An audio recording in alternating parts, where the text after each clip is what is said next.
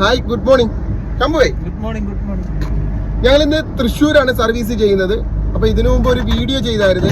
Driving ആദ്യമായിട്ട് പഠിക്കാൻ വരുന്നവര് ഡ്രൈവർ സീറ്റിൽ കയറി ഇരുന്ന് കഴിയുമ്പോൾ അത് ആക്സിലേറ്റർ, ഇത് ബ്രേക്ക്, ഇത് ക്ലച്ച്, എന്നിട്ട് ഓടിക്കടാ എന്ന് പറഞ്ഞൊരു വീഡിയോ തമാശ രീതിയിൽ ചെയ്ത് അതിന് ഒരുപാട് കമന്റ് 90% ഇങ്ങനെയാന്ന് പറഞ്ഞു വന്ന്. അതിലെ ഒരു കമന്റ് ആണ് ഈ കാണുന്നത്. ലൈസൻസ് എടുത്തിട്ട് 18 വർഷത്തോളമായി, അലമാരി തന്നെയാണ് സൂക്ഷിച്ചു വെച്ചിരിക്കുന്നത്, വീട്ടിൽ 2 വണ്ടിയുണ്ട്, ഇപ്പോഴും ഓട്ടോയിലാണ് യാത്ര ചെയ്തിരിക്കുന്നത്. അപ്പൊ ഇത് പറയാനായിട്ടല്ല വന്നിരിക്കുന്നത്. അപ്പൊ അങ്ങനെ ഒരുപാട് പേര് അവരെ അനുഭവങ്ങൾ ഷെയർ ചെയ്ത്.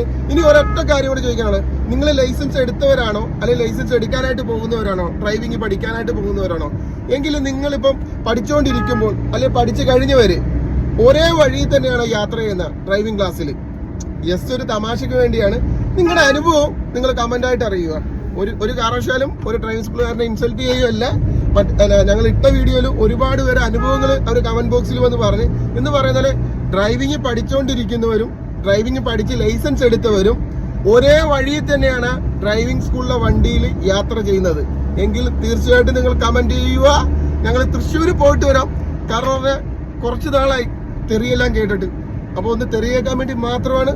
അപ്പൊ സന്തോഷം.